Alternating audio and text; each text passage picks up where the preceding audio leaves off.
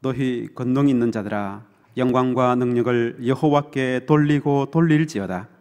여호와께 그의 이름에 합당한 영광을 돌리며 거룩한 옷을 입고 여호와께 예배할지어다. 아멘.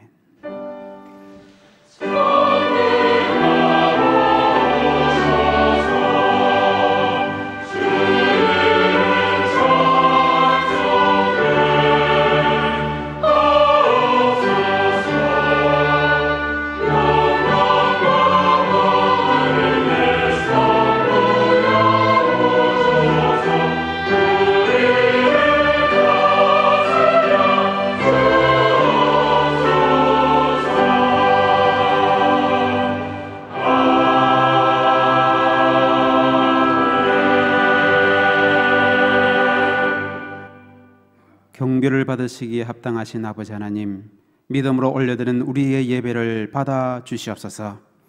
예배를 통하여 마음의 기쁨이 넘치게 하여 주시고 얼굴에 윤택하며 무엇보다도 말씀을 들음으로 인하여 마음에 힘을 얻게 도와 주옵소서.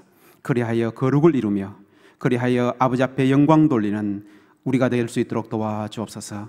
믿음으로 드리는 우리의 예배를 받아 주시기를 소원하옵고 우리 주 예수 그리스도 이름으로 기원하옵나이다. 아멘.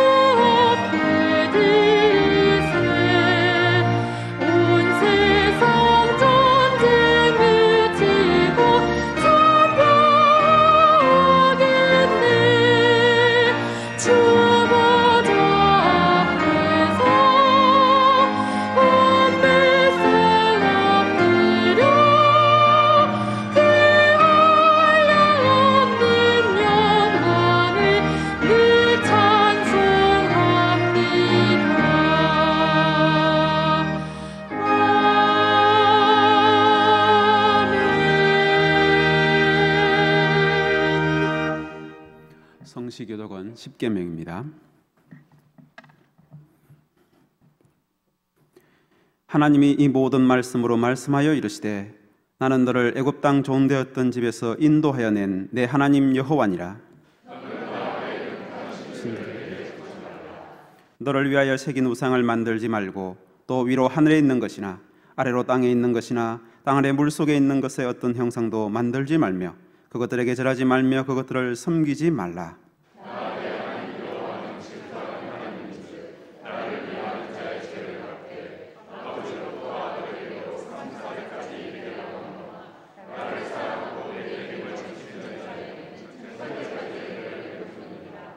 너는 내 하나님 여호와의 이름을 망령되게 부르지 말라.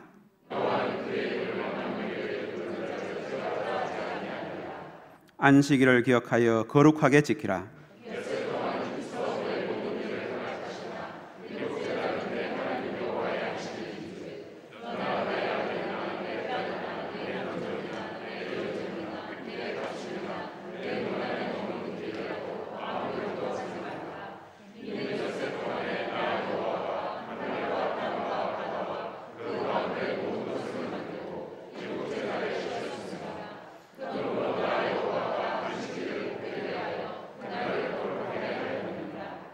내 부모를 공경하라.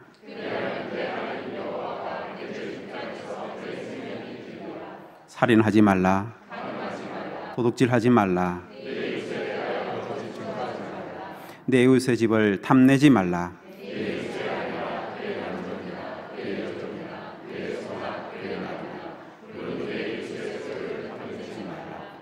예수께서 이르시되 내 마음을 다하고 목숨을 다하고 뜻을 다하여 주 너의 하나님을 사랑하라 하셨으니 이것이 크고 첫째 되는 계명이요 둘째로 그와 같으니 내 이웃을 내 자신같이 사랑하라 하셨으니 이 두 계명이 온 율법과 선지자의 강명입니다. 아멘. 나는 아버지 하나님 천지의 창조주를 믿습니다. 나는 그의 유일하신 아들 우리 주 예수 그리스도를 믿습니다.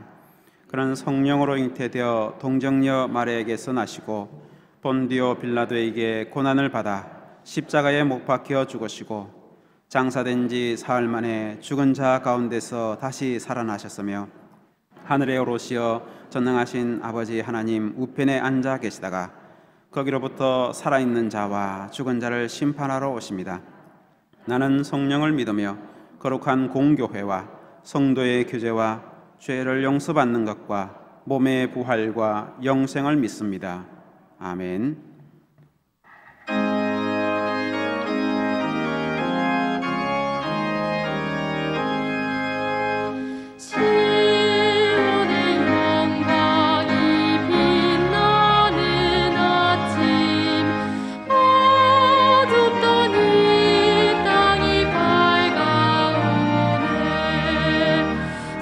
슬픔과 애통이 기쁨이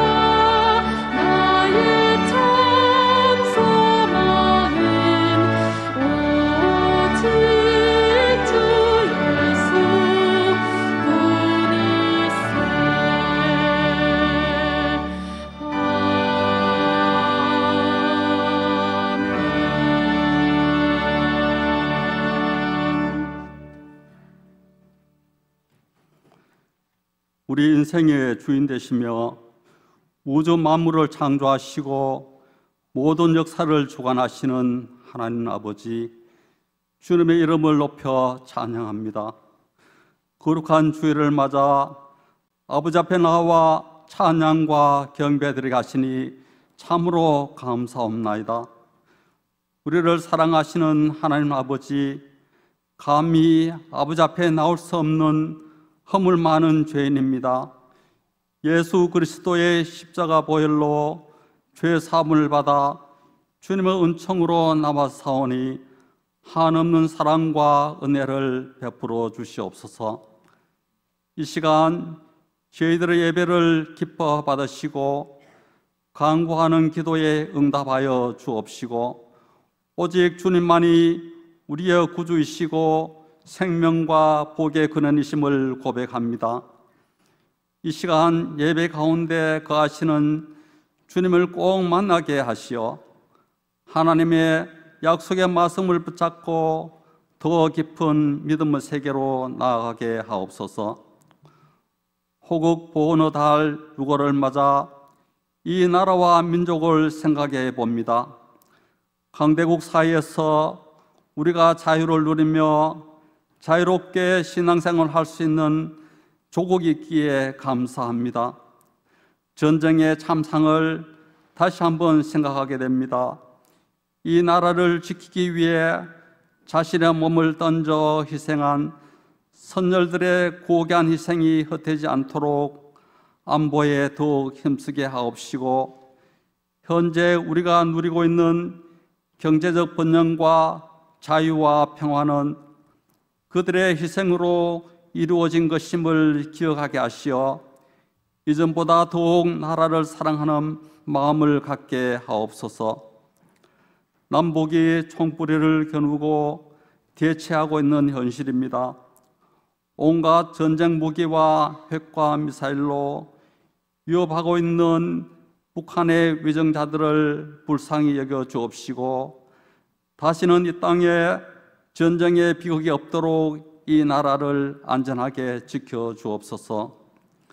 구원의 하나님 아버지, 이 땅에 복음이 전파되면 선교사들의 순교와 희생으로 복음의 씨가 뿌려지게 하시고, 이제는 복음을 전하는 나라로 선교에 더욱 힘쓰게 되면 우리 민족을 향하신 주님의 사랑과 은혜가 크심을 깨닫게 됩니다. 아직 복음을 모르는 북녘 땅에도 복음이 전해져서 복음으로 남북이 하나 되게 하시고 세계 복음화를 위해 귀하게 쓰임받는 민족이 되길 원하옵나이다.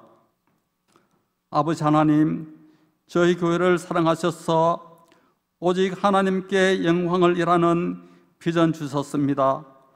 주님의 자녀로서 참 신앙인으로 살아가기를 원합니다. 예수 그리스도의 구원의 은혜를 입은 자로서 오직 하나님의 영광을 위하여 살기를 원하오니, 주님 말씀을 듣고 배우고 순종에 이르도록 은혜를 내려 주옵소서.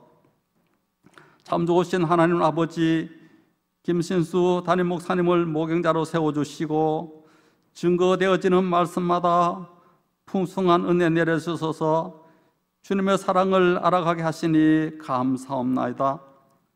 말씀을 대언하실 때 성령님의 도우심으로 담대히 전하게 하옵시고 피곤치 아니하시도록 새 힘을 주시옵소서.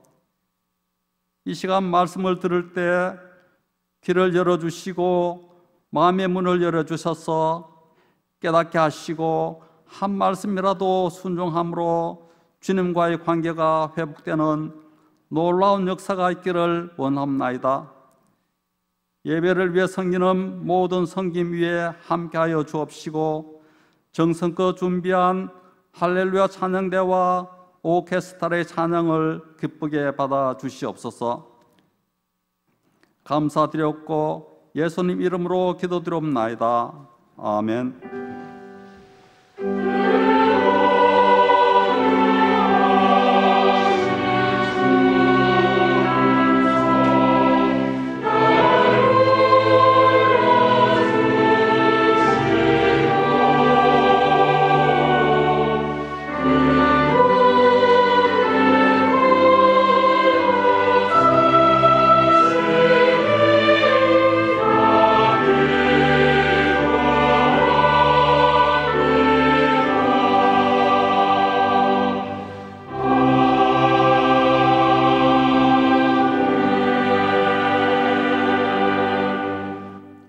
하나님의 말씀은 마태복음 5장 1절에서 12절 말씀입니다. 봉독하겠습니다.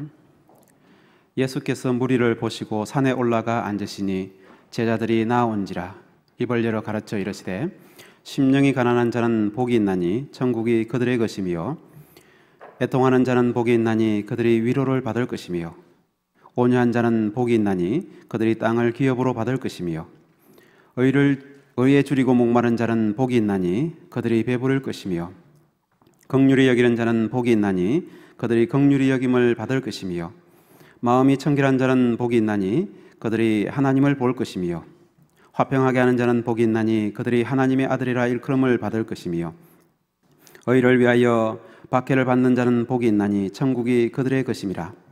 나로 말미암아 너희를 욕하고 박해하고 거짓으로 너희를 거스려 모든 악한 말을 할 때에는 너희에게 복이 있나니 기뻐하고 즐거워하라. 하늘에서 너희 상이 큼이라. 너희 전에 있던 선지자들도 이같이 박해하였느니라. 아멘.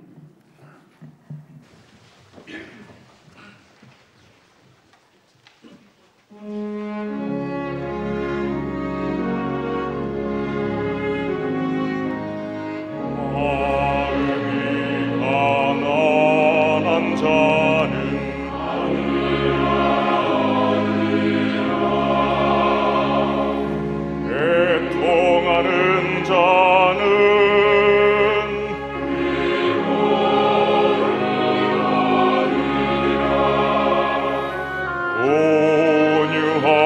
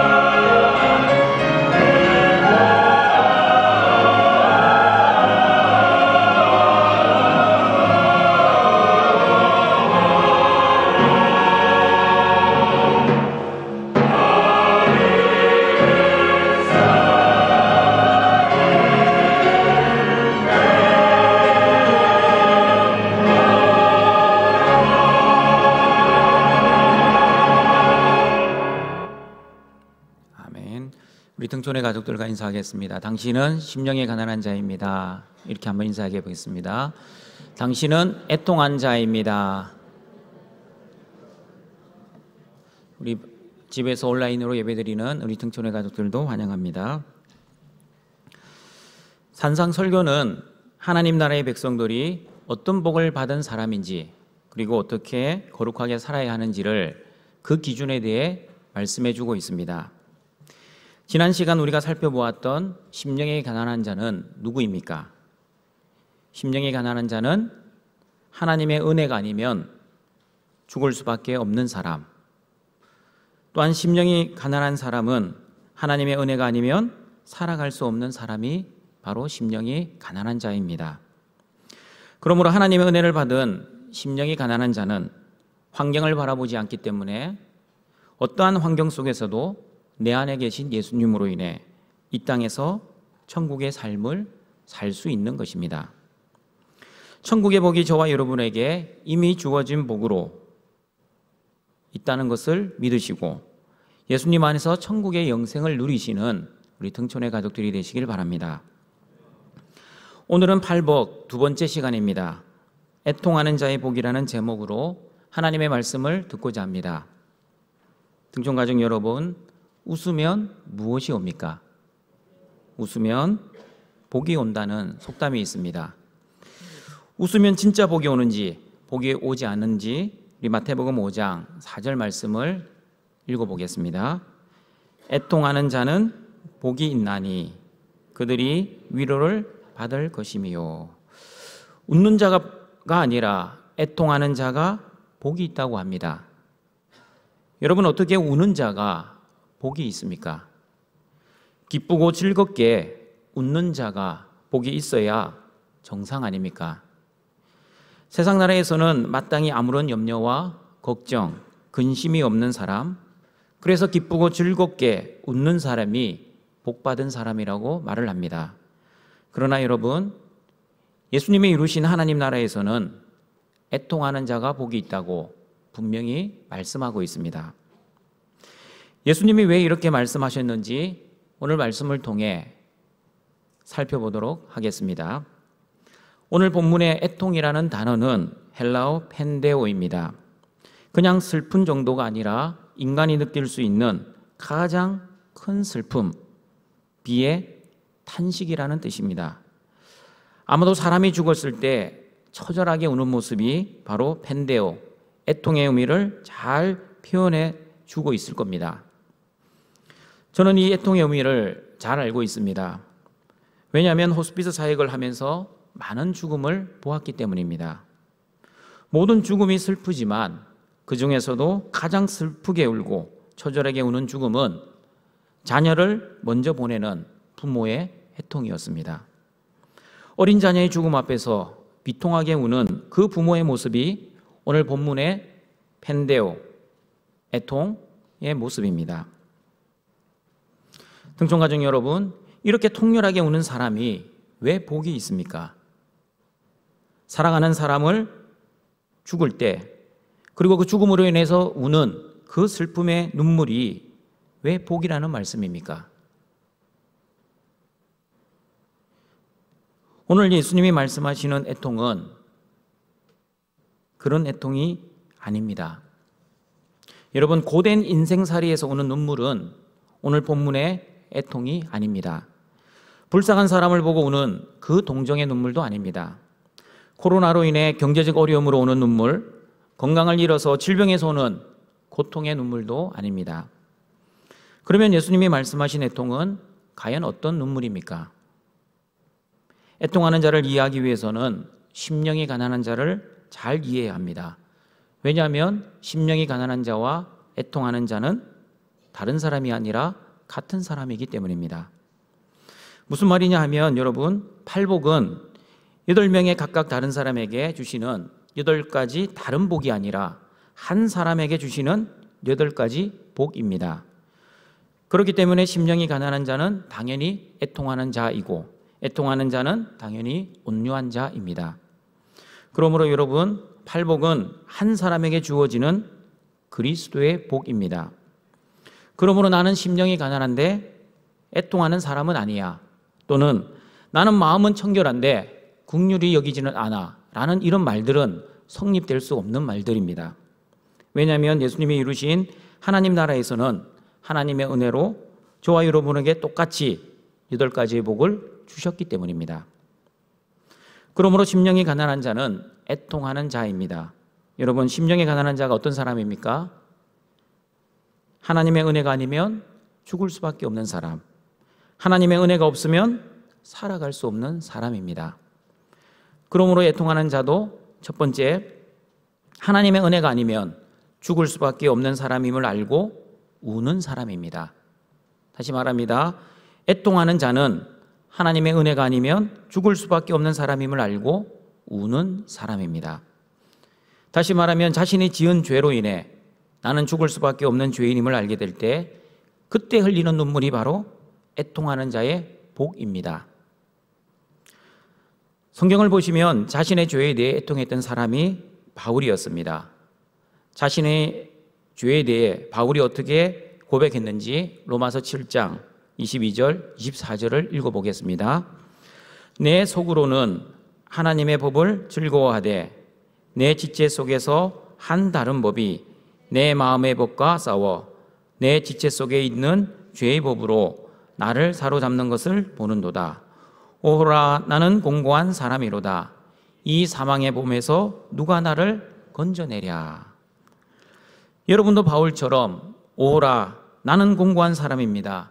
이 사망의 몸에서 누가 나를 건져주십니까? 라고 탄식하며 울어보신 적은 있습니까? 사랑하는 등촌가정 여러분, 성도가 신앙생활을 하면 할수록 변치 말아야 할 것이 있습니다. 그것은 바로 구원의 기쁨입니다. 그런데 어떤 성도들은 예수님을 처음 믿을 때는 이 구원의 감격이 있었는데 시간이 지나면서 이 구원의 기쁨을 잃어버리는 사람들이 있습니다. 처음에는 예수님의 옛자만 들어도 기쁘고 즐겁고 감사했는데 지금 예수님을 들어도 또한 예수님은 나의 주와 그리스도가 되십니다라는 이 복음의 소식을 들어도 아무런 감동도 없고 아무런 감격도 없고 기쁨도 사라졌습니다. 등촌가정 여러분, 여러분 중에서도 예수님은 나의 주와 그리스도가 되십니다라는 이 복음의 소식을 듣고도 이 순간에도 아무런 감동이 없다면 여러분의 영적 상태를 심각하게 진단해 보시길 바랍니다. 내가 예수님을 진짜 믿고 있는지 아니면 믿고 있는 척하고 있는지 살펴보시길 바랍니다. 우리가 예수님을 진짜 믿고 예수님을 나의 주와 그리스도로 믿으면 구원의 감격이 사라질 수가 없습니다. 오히려 신앙생활을 하면 할수록 이 구원의 기쁨이 감소되는 것이 아니라 이 구원의 기쁨이 증가되는 것이 정상입니다. 사도 바울도 신앙생활을 하면 할수록 이 구원의 기쁨이 증가되었습니다. 구원의 감격이 증가되면 여러분, 다시 말하면 자신의 죄에 대해 애통하는 자가 되면 자신을 어떻게 생각하고 어떻게 진단하게 되는지 아십니까? 성령의 도우심으로 인해 자신의 죄에 대해 철저히 회개하고 자백하고 통회하는 사람이 됩니다. 바울이 시간이 지나면서 어떻게 자신에 대해 인식이 바뀌어져 갔는지 성경을 통해 알아보겠습니다. 바울이 가장 먼저 쓴 갈라디아서 1장 1절을 보시면 바울은 자신을 이렇게 소개합니다. 사람들에게서 난 것도 아니요 사람으로 말미암은 것도 아니요 오직 예수 그리스도와 그를 죽은 자 가운데서 살리신 하나님 아버지로 말미암아 사도된 바울은 어떻게 고백하고 있습니까? 하나님이 직접 세우신 사도로 자신을 소개합니다. 그리고 AD 55년에 기록한 고린도전서 15장 9절에서는 이렇게 자신을 소개합니다. 같이 읽겠습니다. 나는 사도 중에 가장 작은 자라. 나는 하나님의 교회를 박해하였으므로 사도라 칭함받기를 감당하지 못할 자니라. 어떻게 고백합니까? 사울은 사도 중에서 가장 작은 사도라고 자신을 소개합니다. 그리고 8년 후 AD 63년에 기록한 에베소서 3장 8절을 보시면 자신을 이렇게 소개합니다. 같이 읽겠습니다. 모든 성도 중에 지극히 작은 자보다 더 작은 나에게 이 은혜를 주신 것은, 어떻게 소개하고 있습니까? 모든 성도 중에 지극히 작은 자보다 더 작은 자라고 소개합니다. 무슨 뜻입니까? 성도의 자격이 없다는 뜻입니다. 그러면 바울이 죽기 직전에 기록한 디모데전서 1장 15절에서는 어떻게 자신을 소개하는지 읽어보겠습니다. 밑보다 모든 사람이 받을 만한 이 말이여, 그리스도 예수께서 죄인을 구원하시려고 세상에 임하셨다 하였도다. 죄인 중에 내가 괴수니라. 이제는 성도가 아니라 죄인 중에 괴수, 다시 말하면 죄인들 중에서도 가장 큰 죄인, 아이들 말로 하면요, 죄인들의 대장이라고 이야기하고 있습니다. 등촌가족 여러분, 바울은 신앙생활을 하면 할수록 심령이 강팍해졌고 죄를 더 많이 지어 타락했기 때문에 자신을 처음에는 사도로, 그 다음에는 성도로, 그리고 그 다음에는 죄인으로 고백하고 있는 것입니까? 그렇지 않습니다. 오히려 그 반대입니다. 바울이 죄를 많이 지어서가 아니라 신앙생활을 하면 할수록 예수 그리스도의 복인 심령에 가난한 자의 복, 그리고 애통한 자의 복을 누리며 살았기 때문입니다. 바울은 하나님의 은혜 앞에 서면 설수록 자신의 부족함, 자신의 연약함, 자신의 불가능을 철저하게 느끼고 하나님의 은혜만을 바라본 사람이었기 때문에 이렇게 자신을 소개하고 있는 것입니다. 왜냐하면 바울은 하나님 앞에서 자신을 바라보았기 때문입니다. 그러나 여러분, 하나님 앞에 자신을 바라보지 않고 사람들 앞에서 자신을 바라보면 어떻게 됩니까? 그리고 사람들과 비교하기 시작하면 어떻게 됩니까? 성경에 나와 있습니다. 바리새인 됩니다. 하나님, 저는 저 세리들과 같지 않아서 감사합니다. 하나님, 저는 저 장녀들보다 의롭지 않습니까? 라는 기도를 들으며 자신의 의를 자랑합니다. 나 정도만 해봐. 우리 교회에서 나만큼 하는 사람 어디 있어? 라고 자기 스스로 자부심과 긍지를 가집니다. 등촌가족 여러분, 예수님이 말씀하신 팔복은, 잘 들으십시오, 그리스도의 성품이지 종교적 행위를 알려주는 것이 아닙니다.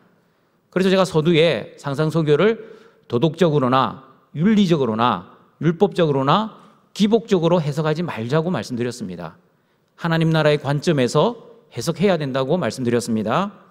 그런데 많은 성도들은 바리새인들처럼 이 종교적 행위를 자랑합니다. 우리가 하고 있는 종교 행위가 무엇이 있습니까? 예배생활, 헌금생활, 기도생활, 특별히 봉사생활을 잘하면 신앙이 좋고 믿음이 좋다라고 자기 스스로 평가합니다. 그리고 다른 사람들도 그 종교 행위를 열심히 하고 있는 사람을 향해 신앙이 좋은 사람, 믿음이 좋다라고 인정해 줍니다. 그러나 여러분, 우리는 분명히 알아야 합니다. 신앙은 겉으로 드러나는 종교적 행위로만 평가받지 않습니다. 다시 말합니다. 신앙은 겉으로 드러나는 종교적 행위로만 인정해서도 안 됩니다. 종교적 열심도 중요하지만 그것보다 더 중요한 것은 그리스도의 성품입니다. 내 안에 그리스도의 성품이 있는지, 내 안에 성령의 열매가 있는지 더 중요합니다. 그러므로 하나님께서는 이 종교적 열심보다 하나님이 주신 그리스도의 성품의 복을 얼마나 누리고 살아가는지를 더 중요하게 생각하십니다. 심령이 가난한 자는 하나님의 은혜만으로 살아갑니다. 그리고 애통하는 자도 하나님의 은혜로 자신의 죄를 바라보기에 신앙생활을 하면 할수록 자신의 죄의 심각성을 깨닫고 나 같은 죄인을 구원해 주신 그 하나님의 은혜에 감사하기 때문에 구원의 간격은 시간이 지날수록 더 증가하는 것입니다. 그런데 여러분, 신앙생활을 하면 할수록 구원의 간격이 사라진다면 영적 상태를 진단해 보자고 말씀드렸습니다. 만약 구원의 기쁨이 없다면 내가 구원받은 하나님의 자녀인지 다시 한번 십자가 앞으로 하나님 앞에서 자신과 자신의 죄를 묵상해 보시길 바랍니다. 동청가정 여러분, 예수님의 복을 받은 애통하는 자는 이렇게 자신의 죄의 무능에 대해 철저히 인정하고 애통할 뿐만 아니라 세상의 죄를 보고도 애통을 하는 사람입니다. 예수님께서도 예루살렘 성을 보시고 애통하셨습니다. 누가복음 19장 41절 44절에 나와 있습니다. 같이 읽어보겠습니다. 가까이 오사 성을 보시고 우시며 이르시되 너도 오늘 평화에 관한 일을 알았더라면 좋을 뻔하였거니와 지금 내 눈에 숨겨졌도다. 날이 이를지라 내 원수들이 토둔을 쌓고 너를 둘러 사면으로 가두고 또 너와 및 그 가운데 있는 내 자식들을 땅에 메어치며 돌 하나도 돌 위에 남기지 아니하리니 이는 내가 보살핌 받는 날을 알지 못함을 인함이니라 하시니라. 여러분, 예수님이 왜 오셨습니까? 이스라엘의 죄로 인해 멸망받을 예루살렘 성을 보시고 오셨습니다. 죄로 인해 죽을 수밖에 없는 이스라엘 백성들의 결말을 보시고 애통하셨습니다. 마찬가지입니다. 하나님의 복을 받은 저와 여러분도 죽어가는 세상을 향해 애통을 해야 합니다. 죽어가는 가족을 보고 가슴을 치며 아파해야 합니다. 죽어가는 공동체를 위해 통곡하며 눈물을 흘려야 합니다. 등촌가정 여러분, 사랑하는 가족과 이웃과 나라와 민족을 위해 여러분은 눈물로 통곡하며 기도해 보신 적은 있습니까? 아니면 여전히 내 문제, 내 고통, 내 현실만을 아파하며 기도하고 있습니까? 이 모습 또한 내가 하나님의 복을 받은 사람인지 하나님의 복을 받지 못한 사람인지를 알려주는 척도가 될 것입니다. 하나님의 복을 받은 신자는 자신의 죄를 위해 애통할 뿐 아니라 세상의 죄를 위해서도 애통을 하게 되어 있습니다. 그러나 하나님의 복을 받지 못한 불신자는 자신을 위해서만 애통을 하고 있습니다. 자신의 문제만을 위해 슬퍼하고 있습니다. 내 주위의 사람이 죽든 살든 신경을 쓰지 않습니다. 오로지 관심은 자기입니다. 그러나 하나님의 자녀들은 이웃을 섬기고 이웃을 사랑하기 때문에 예수님처럼 이웃을 위해 애통을 하는 것입니다. 여러분, 왜 우리가 세상을 향해 애통을 해야 합니까? 세상 사람들이 나보다 못하고 나보다 능력이 없고 나보다 불쌍하기 때문이 아닙니다. 우리가 애통해야 할 이유는 세상 사람들의 죄 때문입니다. 그들의 죄의 결과가 죽음이라는 것을 알기 때문에 애통을 하는 것입니다.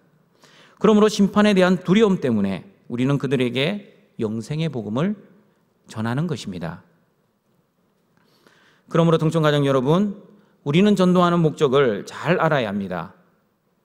교회가 전도를 하는 목적은 교인 수를 누리기 위함이 아닙니다. 그리고 교회 재정을 누리기 위한 수단도 아닙니다. 교회가 전도를 하는 목적은 지옥에 갈 영혼을 천국으로 보내기 원하시는 그 하나님의 마음 때문입니다. 그러므로 전도의 올바른 목적을 잘 알고 우리의 가족과 이웃과 세상의 죄를 위해 애통하시고 기도하시며 또한 복음을 전하시는 등촌의 가족들이 되시길 바랍니다. 예수님이 주시는 복을 받은 이 애통하는 자는 자신의 신세가 처량해서 우는 사람이 아닙니다. 현실의 고통이 힘들어서 우는 애통도 아닙니다. 사랑하는 가족을 떠나보내고 슬퍼서 우는 애통도 아닙니다. 그러면 예수님이 복되다고 하신 애통은 어떤 애통입니까? 두 번째 애통하는 자는 하나님의 은혜가 아니면 죽을 수밖에 없는 나를 용서해 주신 그 하나님의 사랑에 감사해서 우는 사람입니다.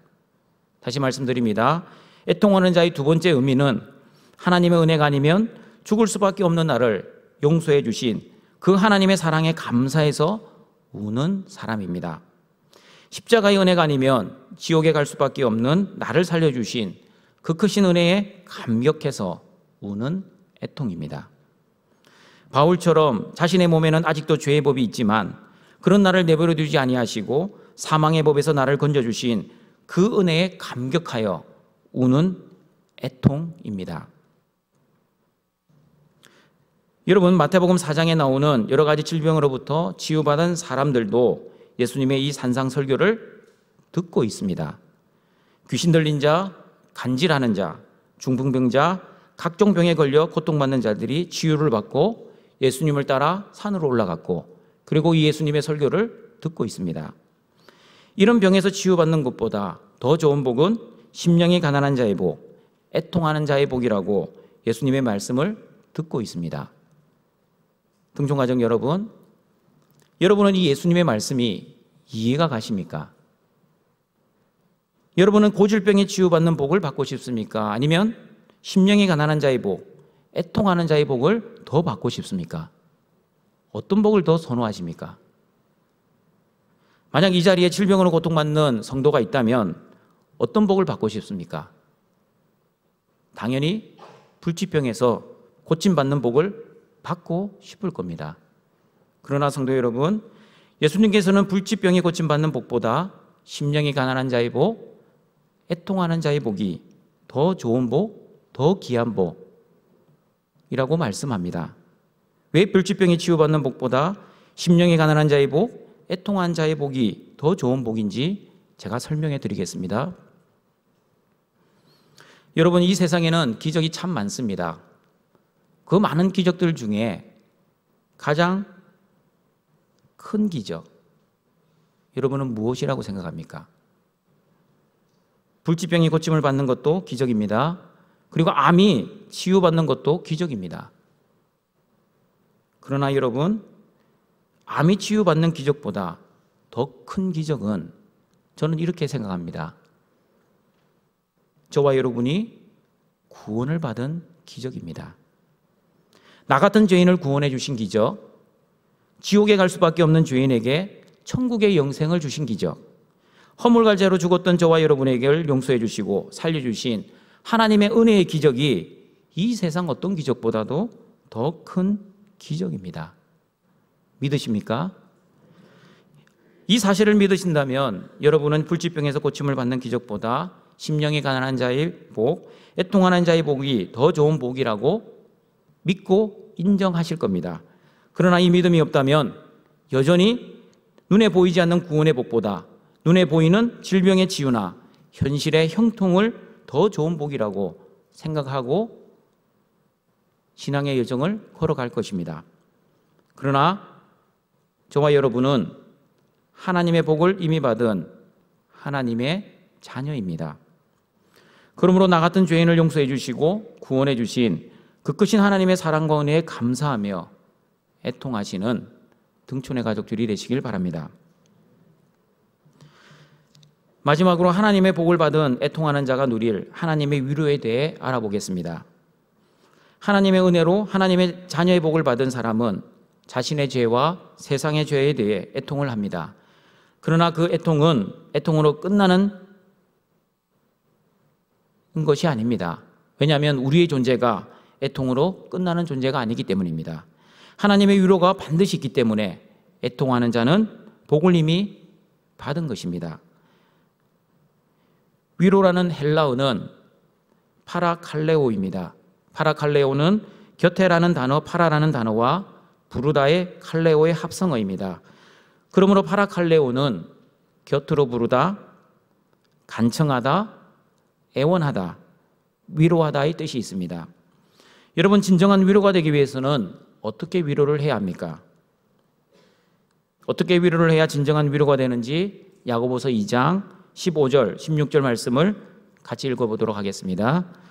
만일 형제나 자매가 헐벗고 일용할 양식이 없는데 너희 중에 누구든지 그에게 이르되 평안히 가라, 덥게 하라, 배부르게 하라 하며 그 몸에 쓸 것을 주지 아니하면 무슨 유익이 있으리요?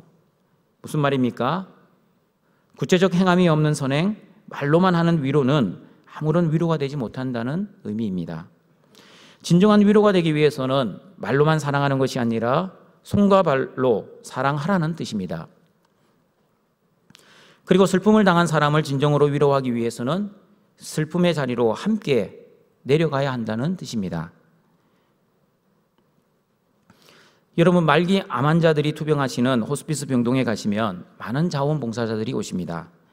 그 자원봉사자들 중에서 누가 말기 암 환자들을 가장 잘 보살피고 봉사를 가장 잘 하시는지 아십니까? 자신이 암에 걸려 있는 자원봉사자이거나 또는 자신의 가족들 중에 암으로 떠나보낸 경험이 있는 자원봉사자들은 암 환자들의 심정을 너무나 잘 이해하기 때문에 가족처럼 봉사를 잘 하는 모습을 보았습니다. 마찬가지입니다. 애통을 경험해 본 사람이 애통하는 자를 위로할 수 있습니다. 울어본 사람만이 우는 자와 함께 울 수 있고 슬퍼해 본 사람만이 슬픈 사람을 진정으로 위로할 수 있기 때문입니다. 등촌가족 여러분, 우리가 우리의 죄를 위해 울고 세상의 죄를 위해 울 때 우리와 함께 울고 우리와 함께 애통하는 분이 있다는 것을 여러분은 아십니까? 누구입니까? 우리와 함께 울고 함께 애통하시는 분은 바로 예수 그리스도입니다. 조금 전에 읽었던 누가복음 19장에서도 예수님은 예루살렘 성을 보시고 울었습니다. 그리고 예수님은 나사로의 죽음 앞에서도 우셨습니다. 예수님이 왜 우셨는지 요한복음 11장 32절, 35절을 읽어보도록 하겠습니다. 같이 읽겠습니다. 마리아가 예수 계신 곳에 가서 배웠고 그 발 앞에 엎드려 이르되 주께서 여기 계셨더라면 내 오라버니가 죽지 아니하였겠나이다 하더라. 예수께서 그가 우는 것과 또 함께 온 유대인들이 우는 것을 보시고 심령의 비통이 여기시고 불쌍히 여기사 이르시되 그를 어디에 두었느냐 이르되 주여 와서 보옵소서 하니 예수께서 눈물을 흘리시더라. 동천가족 여러분, 예수님이 왜 우셨습니까? 주관식은 어렵습니다. 그래서 제가 객관식을 내려드리겠습니다. 예수님이 왜 우셨는지 1번 잘 생각해 보시길 바랍니다. 1번 나사로의 죽음을 슬퍼하셔서, 2번 사람들이 울고 있는 슬픈 분위기 때문에, 3번 예수님의 사역이 너무나 힘들고 지치셔서. 답은 뭡니까? 1번입니까? 제가 다시 보기를 드리겠습니다. 그 말은 정답이 아니라는 뜻입니다. 1번 나사로의 죽음을 슬퍼하셔서, 2번 사람들이 울고 있는 슬픈 분위기 때문에. 옆에서 울고 있으면 따라서 울 수 있습니다. 그리고 세 번째, 예수님의 사역이 너무 힘들고 지치셔서 자기가 힘들고 어려우면 울 수 있습니다. 답은 뭡니까? 답은 4번입니다. 제가 4번을 말씀해 드리겠습니다. 그 말은 1번, 2번, 3번은 답이 아니라는 뜻입니다. 여러분, 예수님은 의도적으로 나사로가 죽기를 기다리셨다는 걸 아십니까? 요한복음 11장 6절을 보시면 나사로가 병들었다는 소식을 들었음에도 불구하고 예수님은 이틀이나 더 머물렀습니다. 마르다는 21절, 32절에서 두 번이나 예수님이 여기 계셨더라면 내 오라버니가 죽지 아니하였을 것입니다 라고 원망 섞인 말을 합니다. 다시 말하면 예수님이 조금만 일찍 오셨더라면 오빠 나사로는 죽지 않았을 것입니다. 왜 그렇게 꾸물거렸습니까? 라는 뜻입니다. 그런데 여러분, 예수님은 조금 있다가 나사로를 살리실 것이라는 것을 다 알고 계셨습니다. 이제 예수님은 다 살리실 걸 알고 계셨습니다. 그리고 의도적으로 죽기를 기다리셨습니다. 그런데 예수님은 왜 우셨습니까? 33절에 그 답이 나와 있습니다. 다시 33절 예수님이 우신 이유를 다시 한번 읽어보겠습니다. 같이 읽겠습니다. 예수께서 그가 우는 것과 또 함께 온 유대인들이 우는 것을 보시고 심령의 비통이 여기시고 불쌍히 여기사. 마리아와 유대인들이 우는 것을 보시고 예수님은 심령의 비통에 여기시고 불쌍히 여기시어 우셨다라고 말씀합니다. 여러분, 마리아와 유대인들은 나사로의 육신의 죽음이 슬퍼서 울었습니다. 그러나 예수님은 나사로가 죽었기 때문에 슬퍼서 우신 것이 아니었습니다. 누구를 보고 울었을까요? 마리아가 우는 것과 함께한 유대인들이 우는 것을 보시고 심령이 비통히 여기시고 불쌍히 여기셔서 우셨습니다. 나사로가 죽어서 운 게 아니었습니다. 예수님이 우신 이유는 마리아와 유대인들이 예수님을 육신의 죽음을 해결하러 오시는 분으로 믿지 못하는 것, 그리고 예수님께서 죄의 결과인 사망을 파괴하러 오신 분이라는 것을 알지 못하는 마리아와 유대인들의 그 영적 어두운 상태를 보고 비통히 여기시고 눈물을 흘리셨습니다. 우리 말씀에도 나와 있습니다. 나는 부활이요 생명이니 나를 믿는 자는 죽어도 살겠고 무릇 살아서 나를 믿는 자는 영원히 죽지 아니하리니 이것을 내가 믿느냐고 물어보셨고, 그 질문에 사람들은 네 믿습니다라고 정확하게 대답을 했음에도 불구하고 여전히 나사로의 죽음 앞에서 울고 있습니다. 그 울고 있는 마리아와 유대인을 보고 예수님은 우셨습니다. 등촌가족들에게 물어봅니다. 여러분은 예수님이 부활이요 생명이심을 믿으십니까? 예수님을 믿는 사람은 육신이 죽어도 살고 무릇 살아서 예수님을 믿는 사람은 영원히 죽지 아니할 것을 믿으십니까? 그리고 죽어봤자 천국이라는 것도 믿으십니까? 그런 믿음이 있는 분들은 애통하는 자의 복을 이미 받았습니다. 왜냐하면 그 죄에 대한 애통과 죽음 속에서도 하나님의 위로를 확신하기 때문입니다. 왜냐하면 예수님이 우리의 질고를 지고 우리의 슬픔을 당하셨다는 것을 믿기 때문입니다. 내 죄를 위해 예수님이 대신 죽어주시고 나를 용서해 주시고 살려주셨다는 그 믿음이 있기 때문입니다. 등촌가족 여러분, 그러므로 성도의 참 위로는 십자가 안에서만 가능한 것입니다. 저와 여러분이 비록 죄성이 남아있어 마음으로는 죄를 짓고 살고 싶지 않지만 그럼에도 불구하고 연약하여 우리는 오늘도 죄를 짓고 살아갑니다. 그러나 하나님께서는 우리를 내버려 두지 아니하시고 하나님의 말씀으로 깨닫게 하시고 회개하게 하시고 십자가 안에서 사죄의 은총을 맛보게 하시며 우리를 위로해 주십니다. 그리고 우리가 넘어진다 할지라도 말할 수 없는 성령의 단식으로 우리를 위해 기도해 주시고 있다는 그 말씀의 위로 때문에 오늘도 하나님 나라 백성으로서 하나님의 통치 안에 살아가고 있는 것입니다. 또한 여러분이 죄로 인해 죄책감으로 인해 내가 과연 구원받을 수 있을까라고 의심하고 살아간다 할지라도 여전히 하나님의 사랑으로 여러분을 붙들고 계시고 그리고 십자가의 은혜를 통해 여전히 하나님의 자녀로 삼아주신다는 그 믿음으로 인해 우리는 오늘도 살아가는 것입니다. 말씀을 정리하도록 하겠습니다. 예수님께서 이 땅에 하나님 나라를 이루셨습니다. 그리고 하나님의 나라의 백성들을 부르셨습니다. 그리고 그 백성들에게 하나님의 복을 주셨습니다. 그 복으로 인해 하나님의 백성들은 심령에 가난한 자가 되었고 애통하는 자가 되었습니다. 그러므로 저와 여러분은 하나님의 은혜가 아니면 살아갈 수 없는 사람이 되었고 그 은혜로 인해 나의 죄와 세상의 죄에 대해 애통하게 되었습니다. 나의 힘과 능력으로는 이 죄의 문제를 해결할 수 없어 첫 번째 애통합니다. 그러나 그 애통으로 끝나는 것이 아닙니다. 왜냐하면 십자가 안에 위로가 있기 때문입니다. 예수님이 모든 죄의 문제를 해결해 주셨기 때문입니다. 그러므로 십자가의 사랑을 받은 사람은 그 십자가의 사랑에 감사하여 두 번째 애통을 하게 되는 것입니다. 그래서 첫 번째 애통의 눈물과 두 번째 애통의 눈물은 다른 것입니다. 첫 번째 애통은 자신의 죄의 무능에 대한 눈물이었다면 두 번째 애통은 그 죄를 용서해 주시는 하나님의 사랑에 대한 감사의 눈물입니다.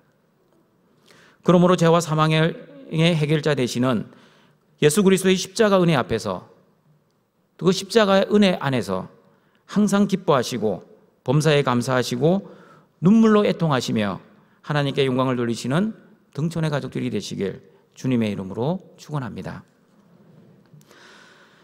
사랑과 자비가 풍성하신 여호와 하나님, 오늘도 주의 백성들이 주님 앞에 나와 신령과 진리로 예배드릴 수 있게 하시니 감사드립니다. 하나님이 주신 복으로 인해 심령에 가난한 자, 애통한 자가 되었습니다. 나의 죄의 무능에 대해 애통하며 죽어가는 세상을 보고 애통하며 그리고 나의 모든 죄를 용서해 주신 그 십자가의 사랑에 감사하여 애통하는 등촌의 가족들이 되게 하여 주시옵소서. 예수님의 이름으로 기도하옵나이다. 아멘.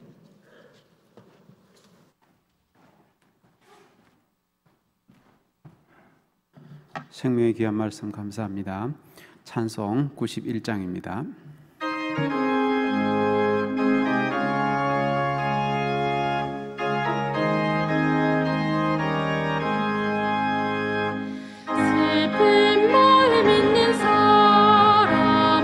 예수 이름 믿으면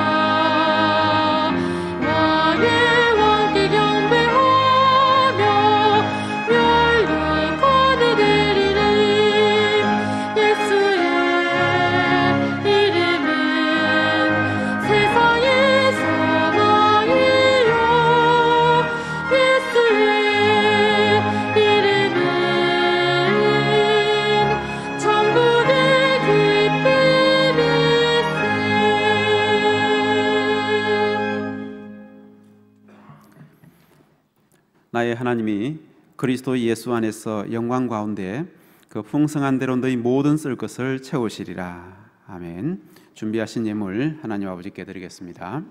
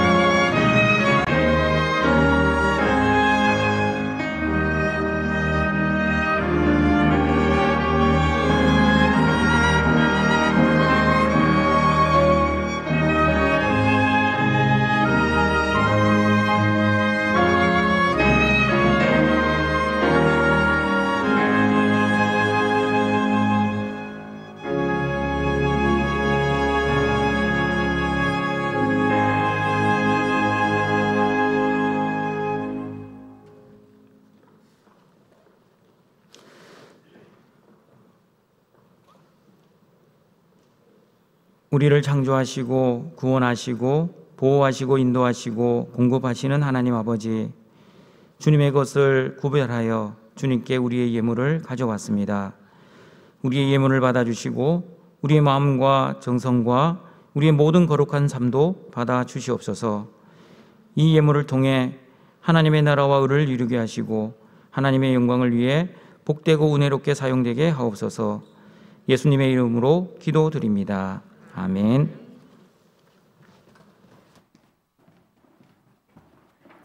다 같이 자리에서 일어나 주기도문 송으로 성령 드리겠습니다.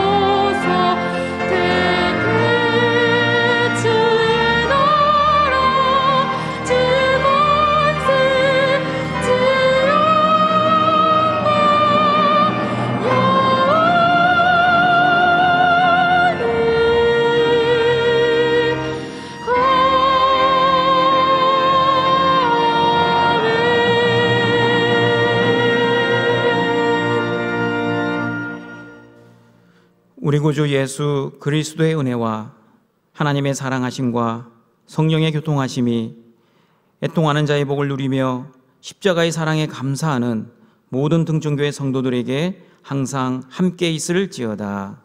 아멘.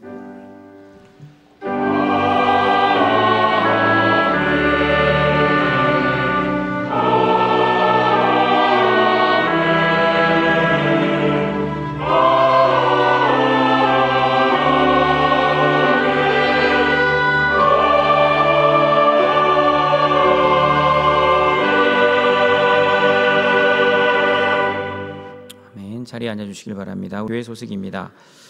등촌교회 교패가 새롭게 제작되었습니다. 우리 새롭게 제작된 교패가 필요하신 분들은 우리 지역 목사님, 지역 전사님에게 문의해 주시길 바랍니다. 이번 주 금요기도회는 구역이 함께하는 금요기도회로 모입니다. 다음 주일 저녁 예배 후에 재직회가 있습니다. 행사 예고는 주보를 참여해 주시길 바랍니다. 코로나19 예방 수칙을 계속해서 잘 지켜주셔서 우리 등촌교회가 안전할 수 있도록 협조해 주시면 감사하겠습니다. 우리 방역 봉사 해주시는 우리 전도회 수고에 감사드립니다. 교우 소식입니다. 우리 2번입니다. 홍경희 성도 10223구역 리브가이 전도회 서울대병원에 입원하셨습니다. 입대입니다. 정승빈 형제, 신승준 형제, 김민석 비 우리 형제 요하수 부 형제들입니다. 우리 군대 잘 다녀올 수 있도록 기도해 주시길 바랍니다. 그리고 출국입니다. 박예준 형제 요소아 부입니다. 고순영 집사님 아들입니다. 어학연수차 우리 출국했습니다. 우리 다 같이 일어나셔서 성도의 교제 찬양 드립니다.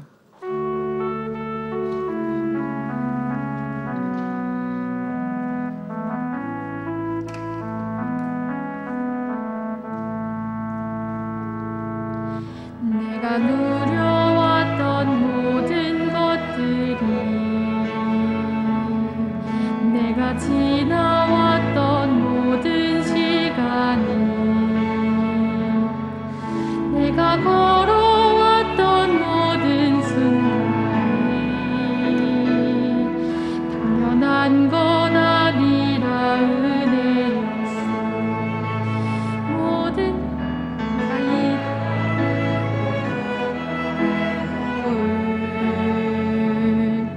봄의 꽃향기와 가을의 열매 변하는 계절의 모든 순간이 당연한 것